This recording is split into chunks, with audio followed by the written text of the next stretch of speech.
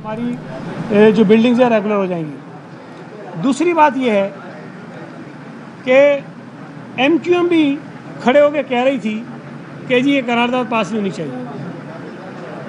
मोहम्मद हुसैन साहब उससे थे नहीं जब मैं तकरीर कर रहा था।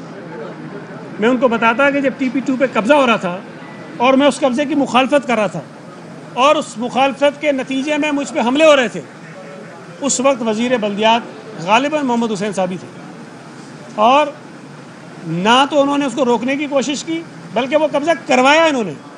और आज हम ये कह रहे हैं कि भाई वहाँ हज़ारों घर आबाद हो गए हैं, उन घरों को तोड़ना हमारे बस की बात नहीं है। कोई तोड़ सकता है तोड़ ले, लेकिन हमारे बस की बात नहीं है। तो आप खड़े होकर कहते हैं ये नहीं होनी चाहिए। ये एक मैंने TP2 की मिसाल दी आपको। कराची शहर में जितने पार्क हैं, जितने ग्राउंड हैं, जितनी सड़कें हैं, जितने नाले हैं, उस पर ये चाइना कटिंग करके कब्ज़े करवाने की जो रवायात हैं कराची में, वो माशाल्लाह MQM ने शुरू की है और MQM के दौर में सारी चीज़ें शुरू हुई हैं और MQM के दौर में ही हुई है बहुत सारी। तो आज अगर वो लोग जो इस मुसीबत, इस बर्बादी के फाउंडर्स हैं, वो हमें खड़े होकर कहें कि नहीं गलत है, तो मैं समझता हूँ बड़ी ज़्यादती है। और उन लोगों को भी देखना चाहिए कि जो लोग उन ज़मीनों पर जाकर आबाद करवाए गए, उनसे पैसे लिए गए, उनके मुस्तकबिल को बर्बाद करने की कोशिशें की गई कि आज वहाँ घर बन गए तो आज ये पीछे हट गए। हम उन तमाम लोगों को कानूनी तरीके से प्रोटेक्शन देना चाहते हैं, कानून के मुताबिक। हम ये नहीं कहते हैं कि जो गलत सलत वो सबको करते हैं। मैंने असेंबली में भी दोबारा कह रहा हूँ कि जो नाले के ऊपर घर बना है वो रेगुलर नहीं हो सकता है, जो दरिया के रास्ते में आबादी हो गई है वो नहीं हो सकती है, जो पानी की मेन लाइन के ऊपर लोग बैठ गए हैं वो नहीं रेगुलर हो सकते हैं।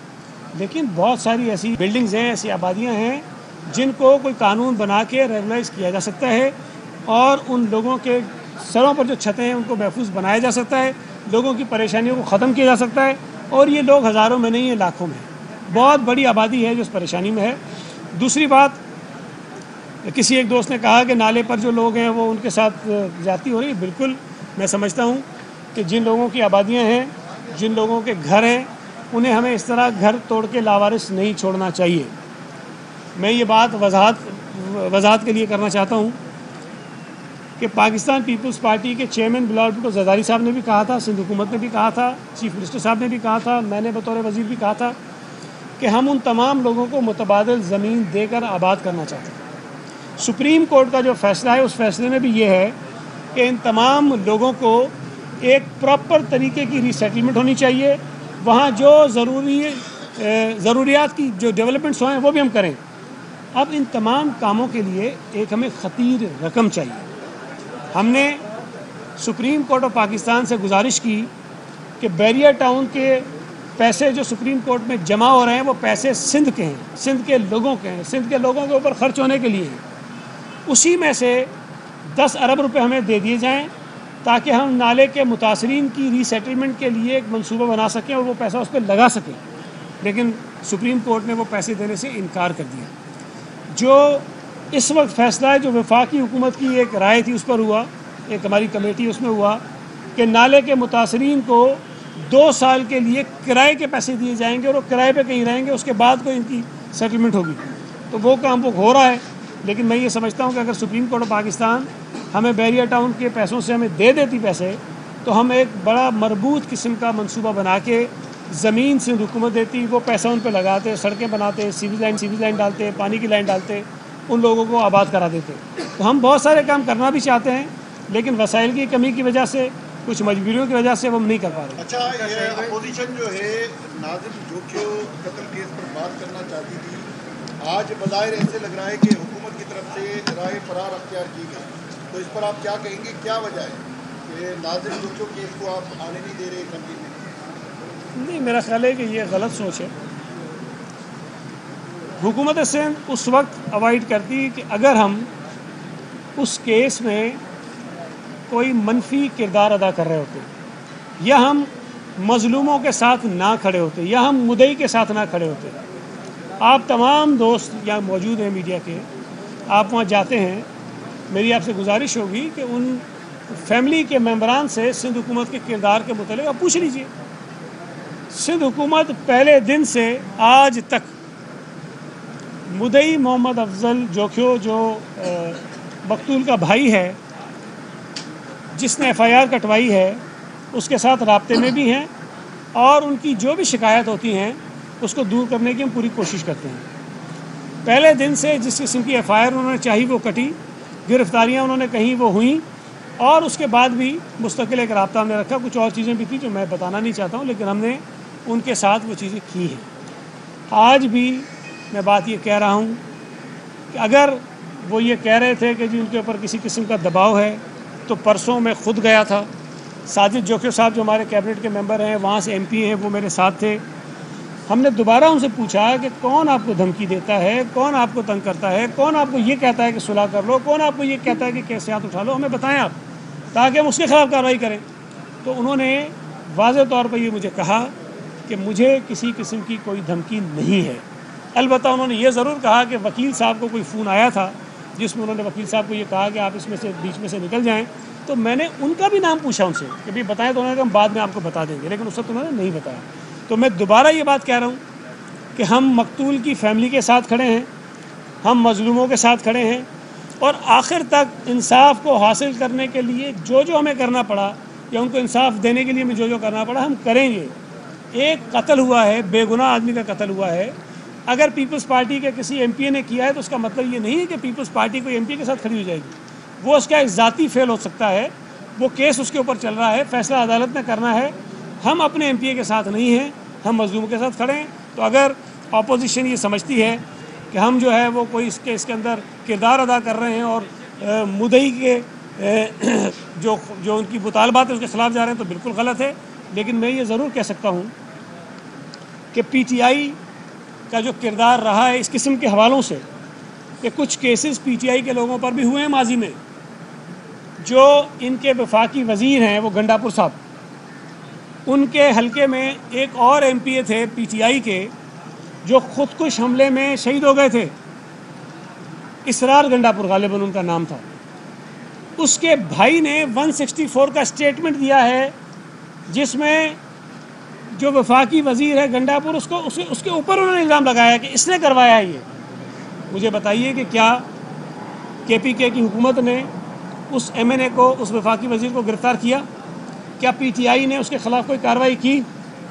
एक और उनका अक़लियती MPA जो है वो मारा गया था KPK के अंदर, और उसमें PTI का ही कोई एक और MPA का उम्मीदवार जो था वो साबित हुआ कि उसके ऊपर कत्ल है। लेकिन PTI को जब वोटों की ज़रूरत पड़ी KPK असम्बली के अंदर, तो उसी कातिल MPA को इन्होंने आकर हलफ भी दिलवाया और उससे वोट भी लिया। इसी तरह पंजाब में बहुत सारे हलकों में इनके MNAs के ऊपर, MPAs के ऊपर कत्ल की FIR हुई हैं। लोगों ने इल्ज़ाम लगाए हैं, जो कातिल पकड़े गए उन्होंने माना कि हमसे इन्होंने कत्ल करवाया है।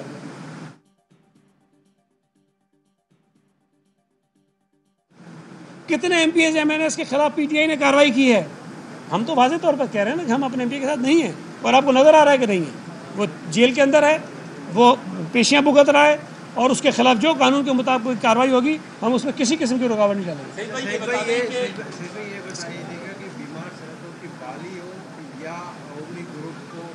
पावर कंपनी बनाने के लिए सब्सिडी देंगे तो दोनों के खाने के मुंह खुल जाते हैं। जब गलत बात होती है गरीबों की हाल करने के लिए, अनाज खड़े करने के लिए, ये क्या वजह है? और के साथ मलिर नदी और उसको नदी में आज भी कब्जे हो रहे हैं, और सुप्रीम कोर्ट के वादे कब आते हैं, कार्रवाई अब तक नहीं होती है। देखें, अगर तो बहुत बड़े पैमाने पर ये मुझे भी नज़र आती हैं झोंपड़ियाँ मुख्तलिफ जगहों पर बन रही हैं, इस पर कार्रवाइयाँ वक्तन फ़क्तन होती रहती हैं। लेकिन चूँकि ये इतने बड़ी ज़मीन पर ये सारी चीज़ें हैं, और साथ साथ जब एडमिनिस्ट्रेशन को और बहुत सारे अहकामात अदालतों की तरफ से आ जाते हैं तो वो तरजीह बुनियादों पर काम किए जाते हैं, ज़ाहिर है अदालत का हुक्म होता है। लेकिन ऐसा नहीं है कि हम हालिया होने वाले कब्ज़ों से गाफिल हैं।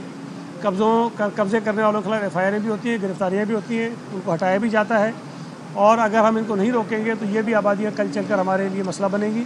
और कुछ तो ऐसे मकामात पर हैं जिनको फौरी तौर पर हटाना ज़रूरी है, हम कार्रवाई कर रहे हैं। दूसरा सवाल मुझे समझ नहीं आया आपने किस तनाजुर में पूछा है, लेकिन ये बात मैं आपको बता दूं कि बहुत सारी बीमार सनतें जो ओमनी ग्रुप ने ली हैं वो पीपल्स पार्टी की हुकूमत से पहले ली हैं। तो जो पीपल्स पार्टी के दौर में ली उन्होंने, उस पर तो नैब भी कार्रवाई कर रहा है। لیکن جو مشرف کے دور میں لی گئی ہیں اس پہ نیب کارروائی نہیں کر رہا ہے. تو بات یہ ہے کہ پیمانہ ایک جیسا ہونا چاہیے، لیکن وہ قانون کے مطابق جو پالیسیز حکومت بناتی ہے اس پالیسیز کے مطابق ہیں، اور بجٹ کے اندر اگر کسی ہیڈ میں کچھ پیسے رکھے جاتے ہیں تو کسی ایک مخصوص گروپ کو نہیں، اس کے ظاہر ہے کہ اگر اس کا فائدہ بہت سے لوگوں کو پہنچتا ہے، اس میں کوئی ایک ایسا بھی ہو سکتا ہے جس کو ہم سے خواہ جوڑا جاتا ہو. کیا وجہ ہے کہ ایوان میں آج کل جو عوامی ایشوز ہوں، قرارداد ہوں یا قانون سازی ہو، اپوزیشن کے ساتھ جو ہے نا آپ کی ورکنگ ریلیشن شپ جو ہے نا وہ نظر نہیں آتی؟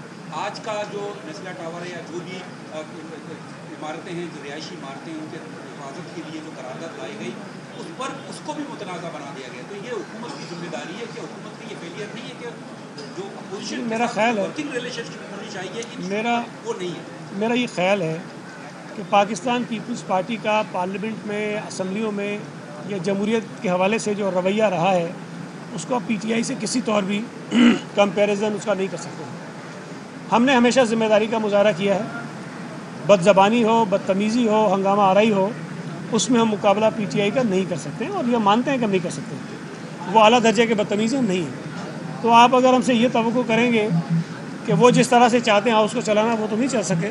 ہم ہاؤس کو رولز کے مطابق، قانون کے مطابق چلا رہے ہیں. جو عوامی ایشوز ہیں یہ عوامی ایشو تھا جس پر آج قرارداد آئی تھی، لیکن آپ نے دیکھا کہ وہ کتنے تضادات تھے ان کے اپنی باتوں میں. ایک طرف کہتے ہیں کہ نزلہ ٹاور کو نہیں گرنا چاہیے، ایسی بلڈنگ کو نہیں گرنا چاہیے، دوسری طرف ہم جب کہتے ہیں قانون بنا تو اس کی مخالفت کرتے ہیں. تو میرا خیال ہے کہ حکومت کو یا اسمبلی میں بیٹھے حکومتی ارکان کو قانون اور رولز کے مطابق اپنا کردار ادا کرنا چاہیے، وہ ہم کر رہے ہیں. باقی اگر اپوزیشن ہنگامہ آرائی کر کے صرف وہ ایک میڈیا کے سامنے یہ تاثر دینا چاہتے ہیں کہ وہ اسپیس بنانا چاہتے ہیں ایسے ایونٹس کریٹ کر کے، تو وہ کرتے رہیں. میں ہی سمجھتا ہوں کہ ہم اپنا کام ٹھیک کریں. عمارتوں کو بچایا، جو متاثر کو جگہ دیں، لیکن ساتھ ہی جو لوگ اس میں ملوث تھے ان کے نام کب باہر آئیں گے، ان کے خلاف کارروائی کیوں نہیں؟ قرارداد میں ذکر نہیں ہے ان لوگوں کے نام، اور کارروائی کب ہوگی؟ لگتا یہ ہے کہ اس میں یہ ہے کہ جو سابقہ ڈی جی ایس پی سی افسران، ان کو بچانے کے لیے ان کو ایک این آر او دیا جا رہا ہے. یہ قرارداد کو ان کرپٹ افسران کے خلاف این آر او ہے جنہوں نے اربوں روپے کے اثاثے بنا لیے غیر قانونی تعمیرات کے نام پر. دیکھیں، اگر آپ نے قرارداد پڑھی ہو، اس قرارداد میں یہ لکھا ہوا ہے کہ سندھ حکومت ایک ایسا قانون لے کر آئے جس میں ان آبادیوں کو، ان گھروں کو کوئی پروٹیکشن دی جائے. اس کے ساتھ ساتھ یہ لکھا ہوا ہے کہ جو آفیسر اس کے اندر ذمہ دار ہیں ان کے خلاف ایکشن لینے کا بھی اس قانون کے اندر جو ہے کوئی ضرور چیزیں موجود ہونی چاہیے. تو ہم نے آج جو قرارداد منظور کی ہے اس کے اندر صرف ان عمارتوں کو پروٹیکشن دینے کی بات نہیں ہے، اس کے ساتھ ساتھ ذمہ داروں کے خلاف کارروائی کرنے کی بھی بات ہم نے کی ہے. یہ بتائیے کہ یہ آپ کنسٹرکشن فیکٹریوں میں آگ لگ رہی ہے، زیادہ تر محنت بھی آپ کے پاس ہے، تو انسپیکشن کب ہوگی، کب سول ڈیفینس جائے گی، کب ان آگ؟ ہر سال 300 سے 400 جگہ آگ لگتی ہے، کوئی رپورٹ سامنے نہیں آتی. روزانہ کہیں نہ کہ آج ابھی بھی فیکٹری میں کہیں آگ لگی ہے، کل بھی لگی ہے، لیکن وہ انسپیکشنز نہیں ہوتی جو آلات لگانے نہیں. دیکھیے، میں ایک آپ سے گزارش کروں. ایک تو یہ پورے پاکستان کا ایشو ہے، کراچی بڑا شہر ہے تو یہاں بڑا ایشو ہے کہ بہت ساری انڈسٹریز جو ہیں وہ غیر قانونی طور پر کام کر رہی ہوتی ہے، اور ہمارے پاس ان کا ڈیٹا نہیں ہوتا. ہمیں نہیں پتہ ہوتا کہ فلاں بلڈنگ کے اندر کوئی انڈسٹری کام کر رہی ہے. قانون کے مطابق جب کوئی انڈسٹری رجسٹر ہوتی ہے تو ان کو اپنی مینوفیکچرنگ کا عمل شروع کرنے سے پہلے لیبر ڈپارٹمنٹ کو یہ انفارم کرنا ہوتا ہے کہ ہم فلاں دن سے مینوفیکچرنگ کا عمل جو ہے وہ شروع کر رہے ہیں، اور مختلف جو ان کی این او سیز انہوں نے لی ہوتی ہے اس کی کاپیاں دینی پڑتی ہیں. اب اگر کوئی فیکٹری کوئی قانونی تقاضا پورا نہ کرے اور خاموشی کے ساتھ غیر قانونی طور پر کسی عمارت کے اندر کام شروع کر دے تو ہمیں اس کا علم نہیں ہوتا جب تک ہمیں یا تو کوئی شکایت نہ آئے یا ہمیں پتہ نہ چلے. ایسی جگہوں پر جب آگ لگتی ہے تو وہ انسپیکشن کے ہمارے دائرے کے اندر ہوتے ہی نہیں ہیں، تو ہم ان کی انسپیکشن نہیں کر سکتے. ہم نے ابھی پچھلی جو ہمارے اے ڈی پی تھی اس کے اندر ایک اسکیم رکھی ہے کہ جس کے اندر ہم یہ سروے کریں اور ہم یہ چیک کریں کہ کہاں کہاں پر اس قسم کی انڈسٹریز کام کر رہی ہیں. اس پر کیبنٹ نے کمیٹی بھی بنائی ہے جس میں میں بھی ہوں، انڈسٹریز منسٹر بھی ہیں، کہ ہم آپس میں بیٹھ کر مل کر طے کریں کہ یہ سروے ہمیں کس طرح سے اور کب سے شروع کرنا ہے، تاکہ پورے صوبے میں غیر قانونی طور پر جو انڈسٹریز چل رہی ہیں ان کو ہم اپنے لوپ کے اندر، سسٹم کے اندر لا سکیں، تاکہ پھر جو سرویز وغیرہ ہو سکیں. تھینک یو جی. अहम तरीन खबरें अब एक क्लिक की दूरी पर। आपके पसंदीदा टॉक शोज हों या अहम मुल्की या गैर मुल्की शख्सियात की न्यूज कॉन्फ्रेंसेस, हर लम्हा बाखबर रहने के लिए सब्सक्राइब करें हमारा YouTube चैनल। मौसम की सूरत हाल हो या खेल के मैदान से खबरें, अपने मोबाइल फोन से मुल्की और बैनुल-अक़वामी अहम खबरों तक रसाई के लिए डाउनलोड कीजिए मोबाइल ऐप। बावसूख ज़राए से मुसद्दिका खबरों, तज्ज़ियों और तबसरों से मुस्तफ़ीद होने के लिए विजिट कीजिए पाकिस्तान की सबसे बड़ी न्यूज वेबसाइट www.arYnews.tv। इन सब के अलावा पाकिस्तान का सबसे बड़ा फेसबुक पेज हो, सबसे बड़ा न्यूज इंस्टाग्राम अकाउंट या फिर ट्विटर, ARY न्यूज पहुंचा रहा है खबरें सबसे पहले आप तक, ताकि आप रहें हर लम्हा बाखबर।